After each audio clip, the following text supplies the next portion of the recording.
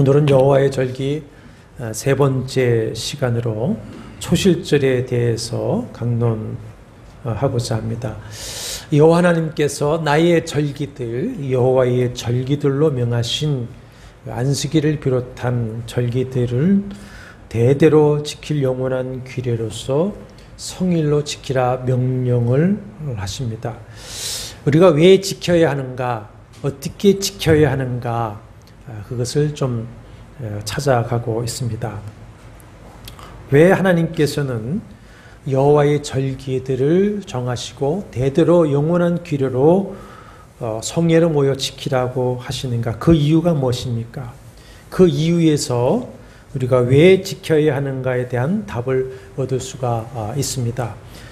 애굽 바로의 종노릇함에서 구원하실 때에 내 백성이 광야에서 나의 절기를 지키도록 내보내라 말씀하신 것 같이 우리를 구원하신 이유가 무엇입니까? 여호와의 절기를 지키게 하시기 위함이다. 세상 절기를 따라 살면서 죄와 저주, 사망과 원수막에 종노릇하고 있는 그 택한 백성을 나의 절기라고 말씀하시는 여호와의 절기로 불러내어서 당신의 영원한 안식의 나라로 들어가게 하시는 것, 이것이 구원입니다. 구원. 성경은 여호와 하나님께서 성령으로 계시하는 구원의 역사, 구속사입니다. 그러므로 창세기부터 요한계시록 끝까지 모든 성경을 이 구원의 역사, 구속사적인 관점을 가지고 읽고 해석하고 적용해야 됩니다. 에베소 1장의 말씀대로 하나님 아버지께서는 아들 하나님이신 그리스도의 피를 통해 택한 백성을 구속하여 구원하기로 작정하시고 그 구원의 역사를 경륜을 따라 이루어 가시는 것입니다. 이 하나님 이루어 가시는 구원의 역사를 계시를 통해서 보여주시는 것이 성경 말씀이죠. 예수께서 말씀하신 대로 모세 율법과 선지자와 시편은 모두 누구에 대한 말씀입니까? 예수 그리스도에 대한 기록이고 그것은 그리스도를 통해 이루어지는 것입니다. 그러므로 모세 율법을 통해서 반복 강조되어 말씀하시는 대대로 지킬 영원한 기로로 명령하시는 여호와의 절기들 역시 하나님의 경륜 가운데 때가 되매 그 아들 예수 그리스도가 오셔서 구원을 완성하시는 하나님의 아들 예수 그리스도를 예표하는 그림자입니다. 뭐가요? 구약의 절기들이 예수 그리스도의 구속의 역사의 그림자이죠.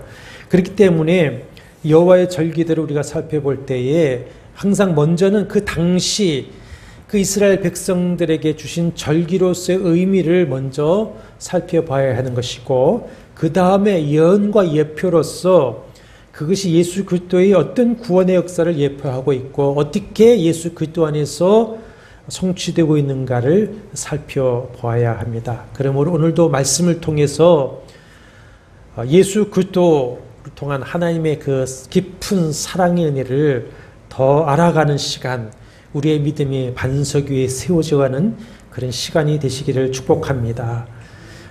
장로님 대표 기도하실 때 제 마음에 떠오르는 말씀이 있었습니다. 마지막 때에 믿음을 보겠느냐 하셨는데 이 마지막 때에 우리가 말씀으로 믿음 있는 자들이 되어지는 시간이 되기를 바랍니다. 지난해 시간에 살펴본 두 절기 있습니다. 첫째는 유월절이 있죠. 출애굽 구원을 기념하는 유월절은 하나님의 유월절 어린 양으로 오신 예수 그리스도께서 바로 그 유월절에 십자가에서 피 흘려 죽으심으로 그 피로 우리의 죄를 대속하는 사건을 예표하는 절기입니다. 유월절 다음 날부터 한 주간을 고난의 떡이라고 말씀하시는 무교병과 쓴 나물을 먹으며 지키는 무교절이 있습니다. 무교절은 애굽의 고난에서 구원하신 것을 잊지 않게 하시기 위한 것인데 그것은 뭘 예표합니까? 예수 그리스도의 고난. 그리고 무교병은 그가 무덤에서 썩지 않고 보존될 것임을 예표하는 것입니다.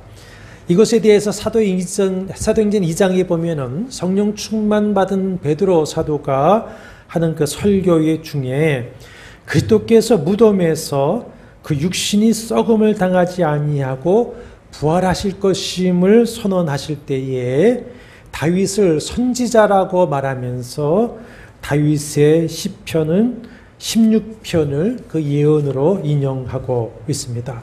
그래서 예수께서 부활하신 후 제자들에게 나타나셔서 율법과 선지자 시편에 나를 가리켜 기록된 모든 것이 이루어져야 하리라 한 것이 이것이니라 말씀을 하셨습니다.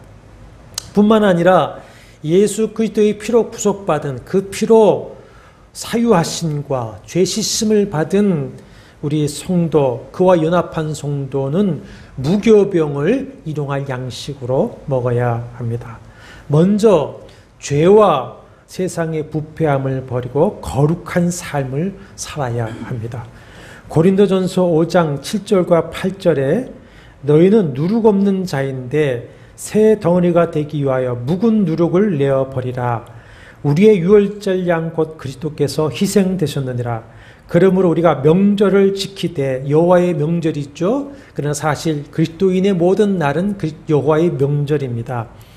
우리가 명절을 지키되 묵은 누룩으로도 말고 악하고 악의에 찬 누룩으로도 말고 누룩 없이 오직 순전함과 진실함의 떡으로 하자 이렇게 말씀을 하고 있습니다. 그리고 복음을 위해서 예수 그리스도와 함께 고난의 떡을 우리는 먹어야 합니다. 로마서 8장 17절에 그리스도와 함께 영광을 받기 위해서 모두 함께 받아야 한다. 고난도 함께 받아야 한다 하셨습니다.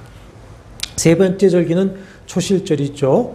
초실절은 이제 유월절과 무교절과 이어져서 지키는 절기이고 한편으로는 이제 초실절 다음이 50일 이후에 77절이라고는 맥주절인데 그 감사절기로 출발하는 그 감사절기가 초실절입니다.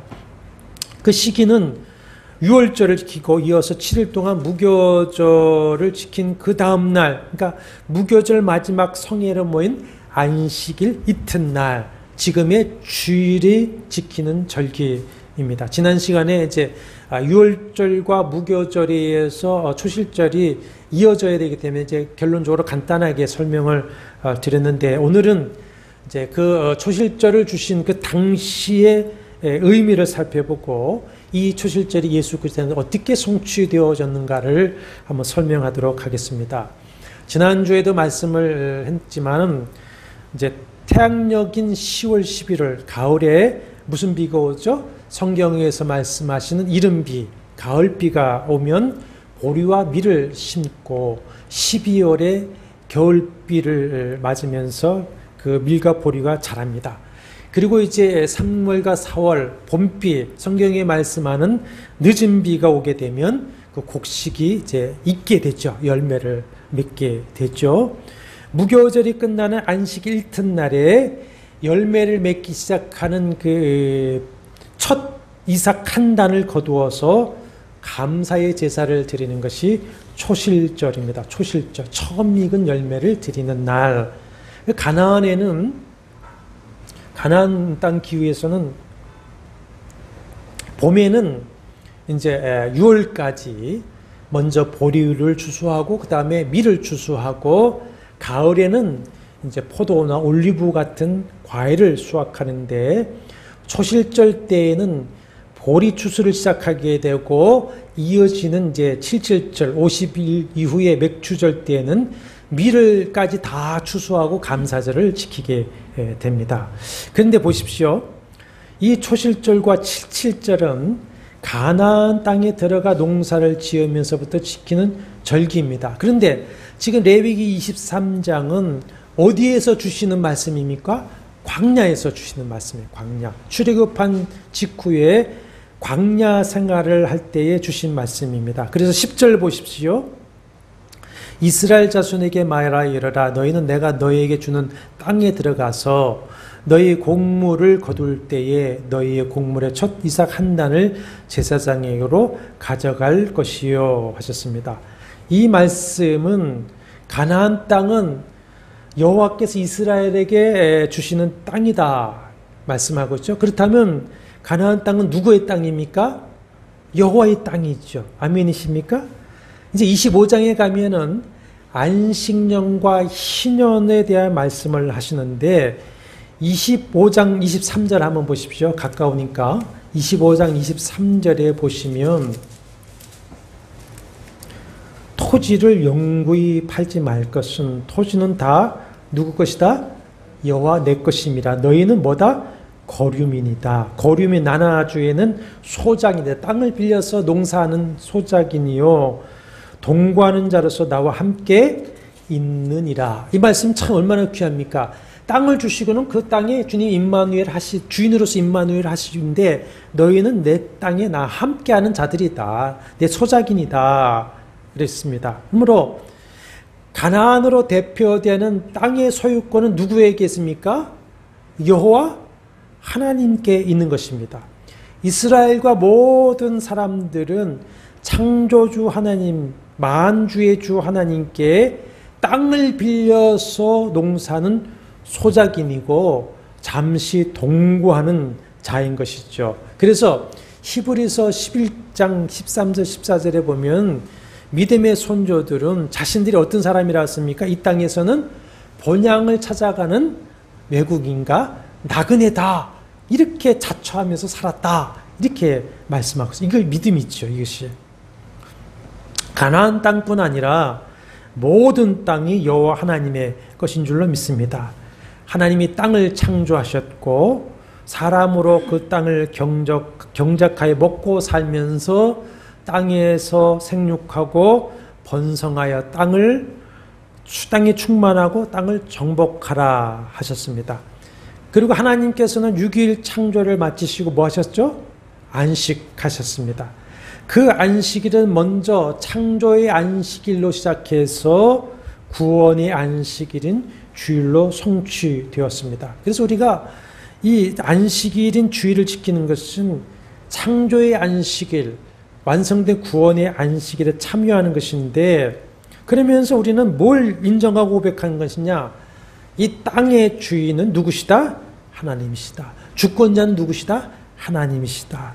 땅을 기업으로 우리의 기업을 주시니까 누구시다? 하나님이시기 때문에 이 땅에 살면서 땅에서 난 소득, 소산물을 하나님께 감사로 드리게 되는 것입니다. 그 여호와의 절기 때는 여호와 하나님께서는 그들의 조상 아브라함을 가나안으로 부르시고는 그 땅을 그의 후손들에게 주실 것을 약속하셨죠. 창세기 15장에 나옵니다. 12장 처음에는 가나안 땅의 약속이 나오지 않습니다. 15장에 가서 이제 가나안 땅 약속을 하시죠. 그 언약의 말씀대로 이스라엘에게 가나안 땅을 유업으로 주셨습니다. 그와 같이 하나님께서는 예수 그리스도를 통해서 하나님의 나라 유업을 우리에게 주신 것입니다. 하나님이 이스라엘에게 땅을 선물로 주셨지만 그럼에도 불구하고 땅은 여전히 누구의 것이고 여호와의 것이고 땅의 주권 역시 누구에게 있습니까? 여호와께 있습니다. 땅의 주인은 하나님이시고 사람은 그 땅의 뭐입니까? 세입자, 거류자로 살아가고 있다는 것입니다. 세입자다, 거류자다, 행인과 나그네다라는 것을 잊지 말아야 됩니다. 그런 면에서 가나안 땅은 하나님과 이스라엘 사이에 맺은 언약의 증표입니다. 그러니까 가나안의 땅에 살면서 이스라엘은 늘 뭘 기억할 수 있습니까? 하나님과의 언약을 기억하게 됩니다.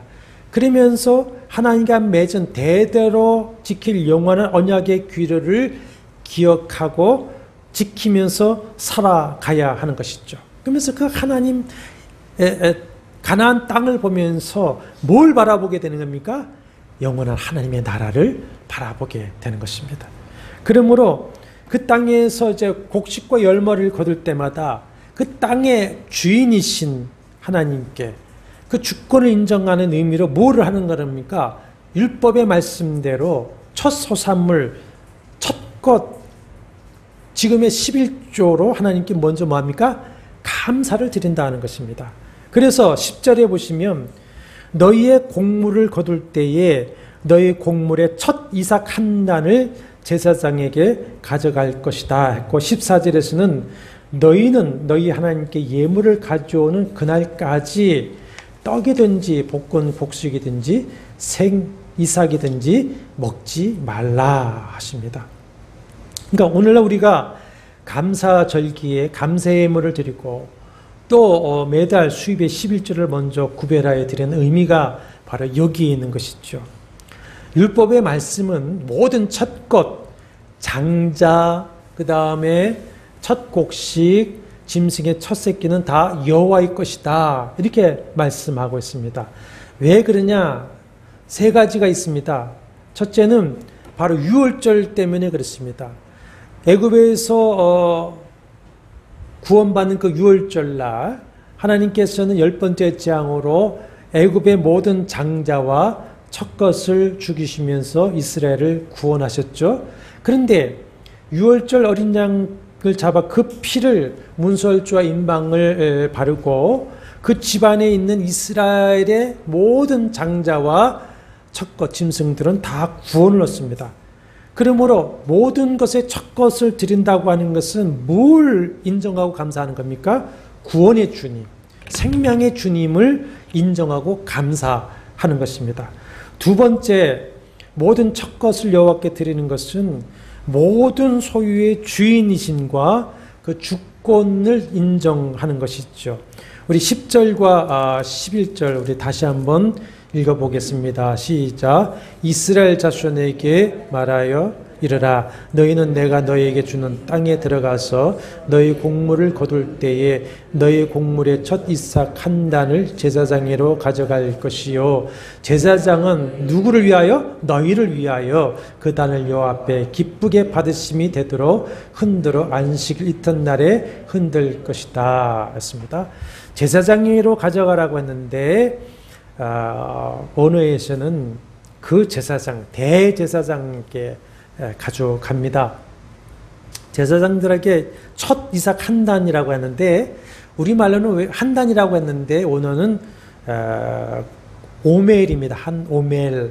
여러분 오멜 하면은 기억나시는 게 뭐냐면 하나님께서 만나를 주실 때에 출애굽기 16장 16절에 보면은 너희 각 사람은 하루에 먹을 만큼만 거두라 하시는데 그 양을 뭐라고 하십니까?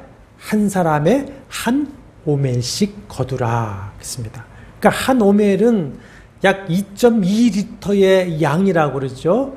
우리가 요새 그 큰 생수 피트병이 보통 1.2리터, 1.5리터니까 2.2리터를 어느 정도 가늠하죠. 한 사람의 일용할 양식의 분량을 각자가 제사장에게 가져가서 여호와께 흔들어 드리는 요제로 드리는 것이다. 요제로 흔들어 드리는 것은 뭡니까?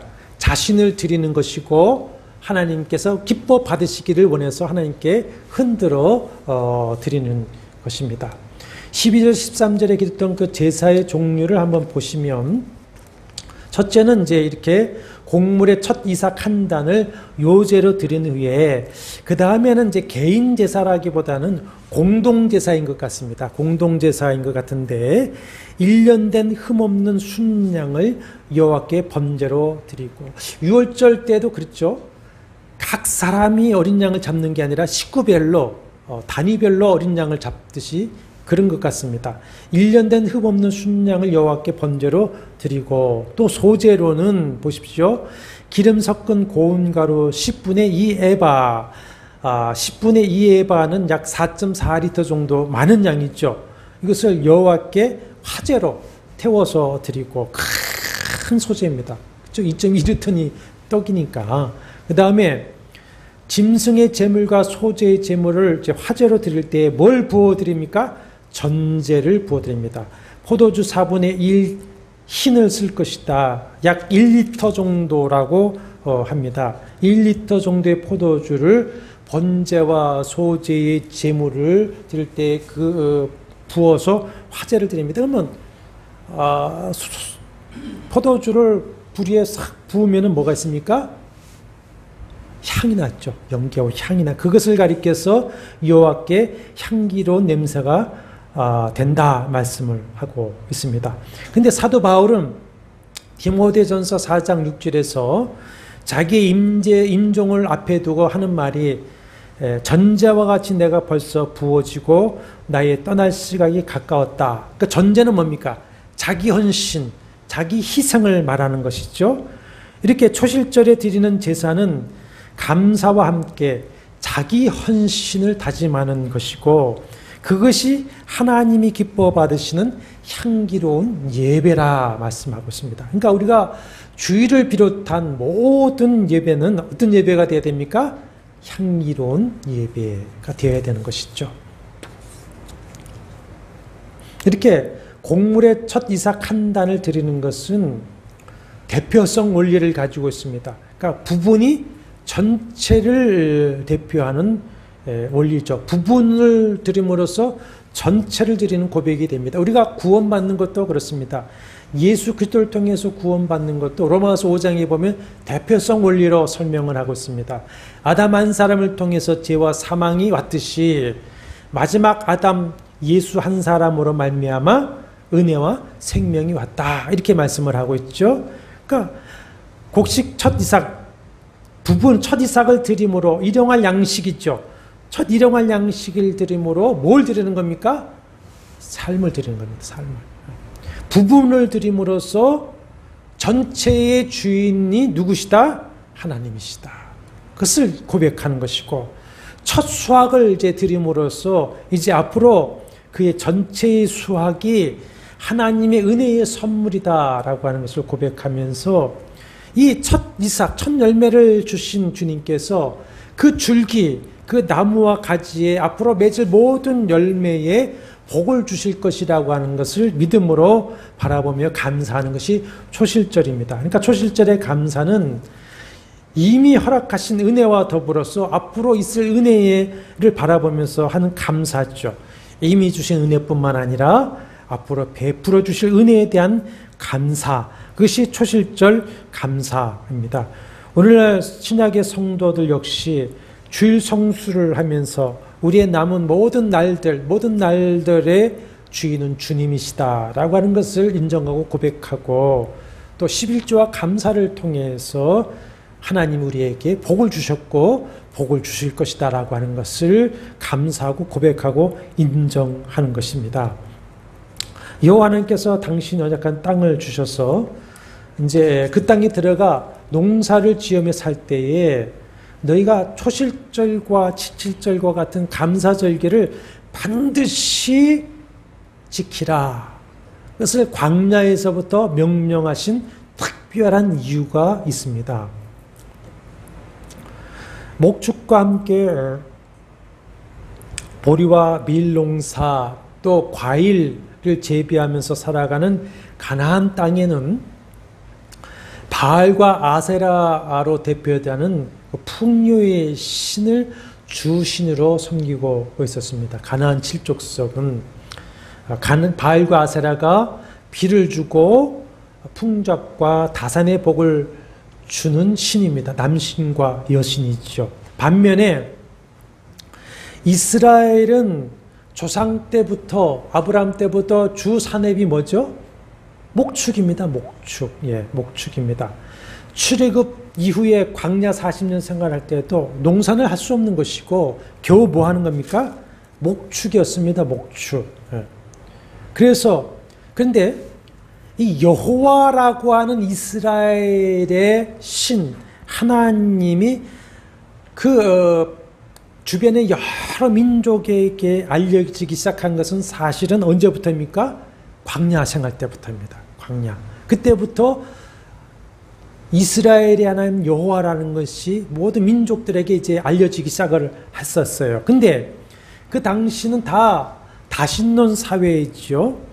이 다신론 사회인 고대의 이스라엘이라는 민족이 섬기는 여호와의 신은 어떤 신으로 알려졌느냐? 광야의 신. 그들이 광야에서 살고 섬기니까, 그리고 목축을 하면서 사니까 여호와는 광야의 신이요 목축의 신이다. 이렇게 이제 여러 민족들이 알게 되는 것입니다.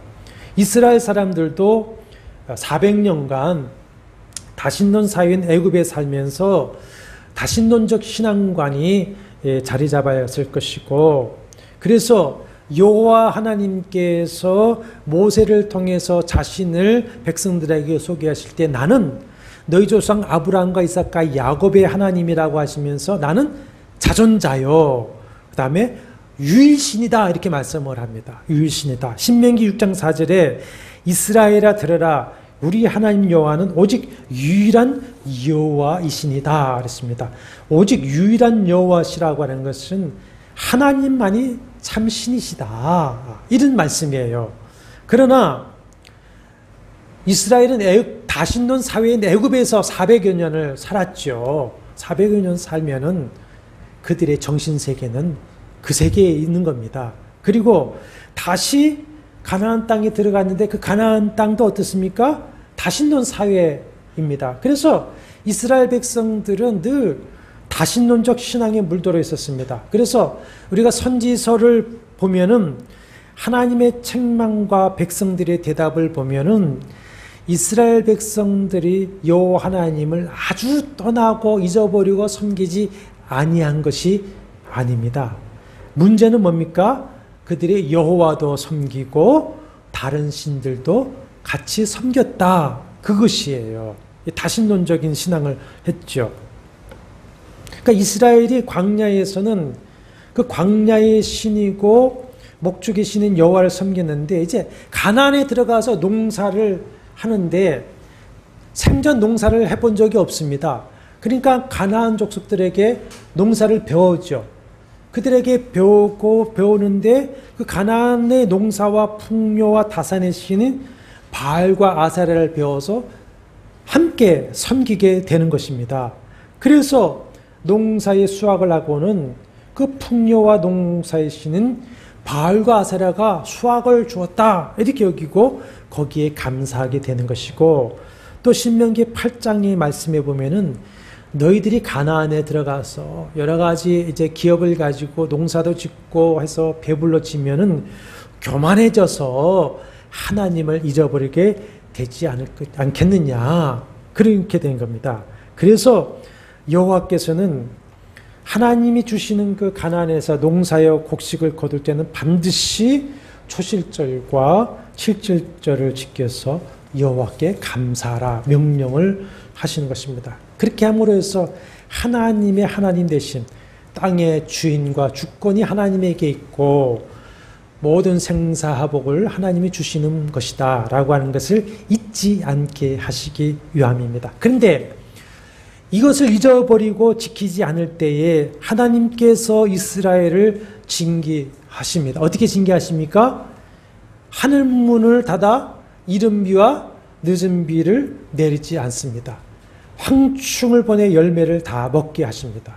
이웃 원수들이 쳐들어와서 탈취하게 하셔서 가뭄과 흉년과 기근으로 징계하십니다. 징계의 목적이 뭐죠?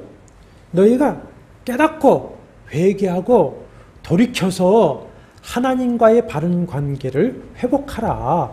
그것이 징계의 목적인 것이죠. 그래서 감사절기인 초실절과 칠칠절에도 보면은 감사의 제물만 드리는 것이 아니라 첫 이삭을 드리고 소제를 드릴 뿐만 아니라 짐승의 피로 드리는 속죄제, 화목제를 같이 드리고 있어요. 반드시 같이 드리고 있어요. 그러니까 하나님 앞에 죄를 회개하고 하나님과의 바른 관계를 회복하라.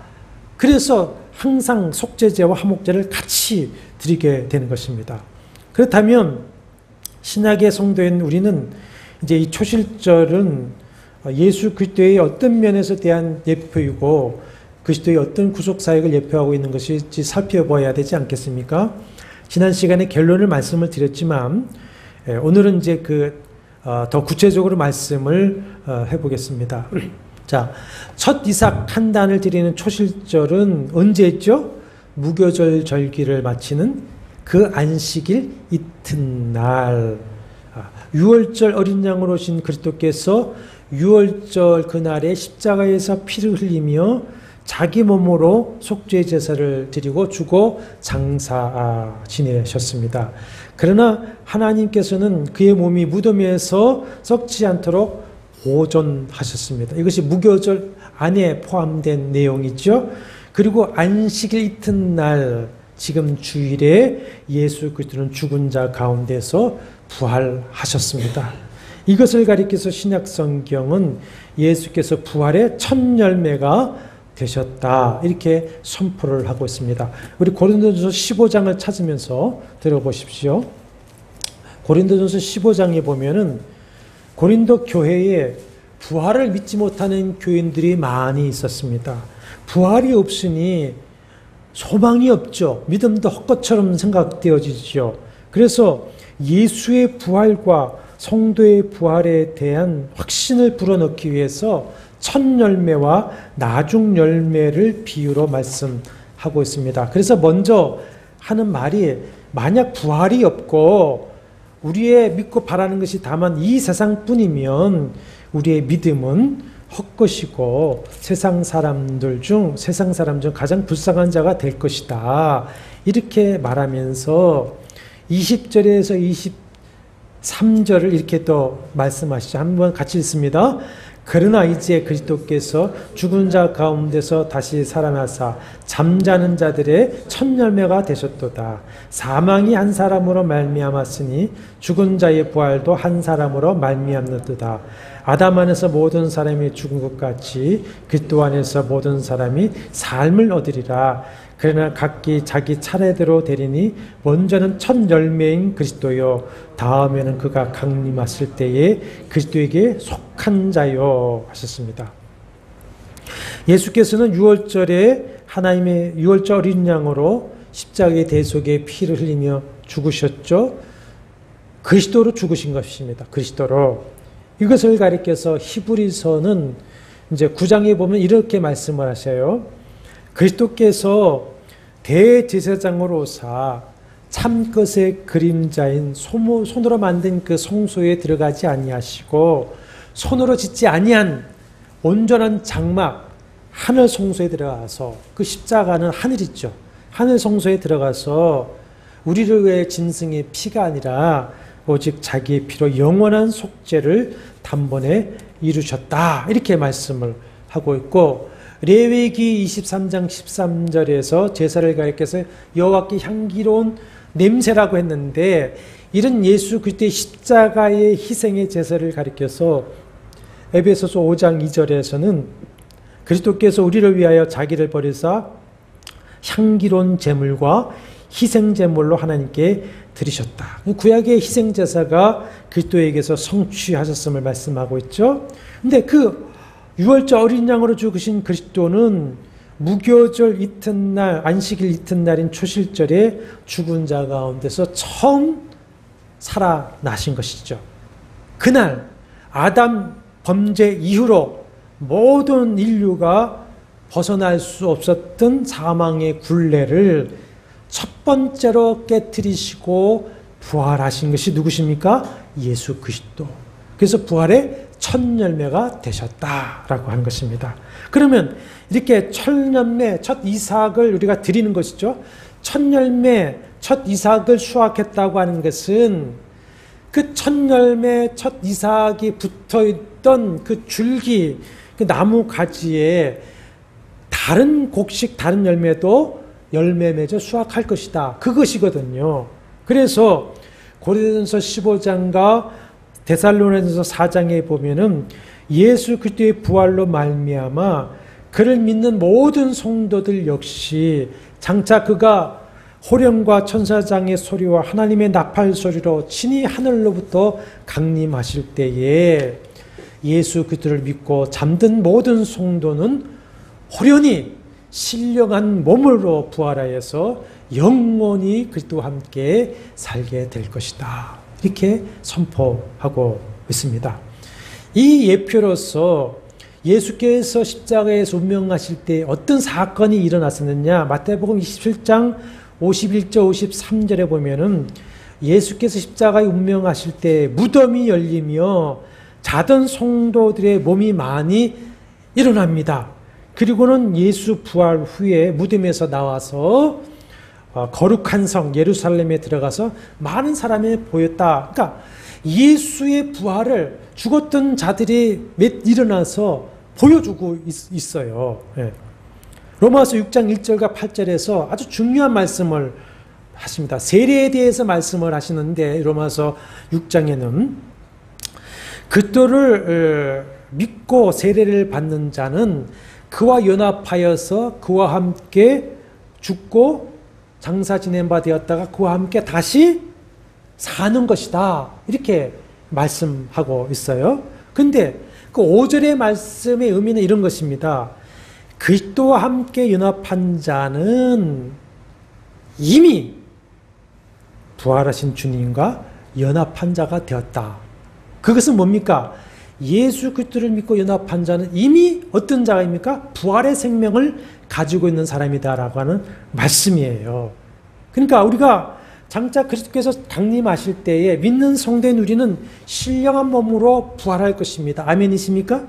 그러나 그 이전에 이미 지금 우리는 이미 그리스도 안에서 부활한 자로서 영원한 생명을 우리가 가지고 신앙생활하고 있다는 것을 믿으시기를 바랍니다.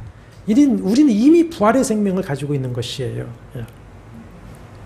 이렇게 우리는 안식일을 비롯한 여호와의 절기들을 지키면서 여호와의 절기의 실체요 완성이신 그리스도 예수의 속죄의 죽으심과 부활 그리고 믿는 자의 부활에 참여하게 되는 것입니다. 이것이 무교절, 유월절, 초실절입니다.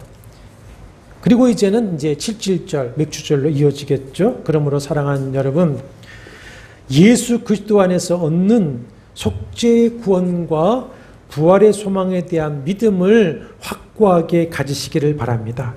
그 믿음을 가지고 안식일인 주일을 비롯한 여호와의 절기에 기쁨과 감사와 소망과 믿음으로 참여하시기를 바랍니다.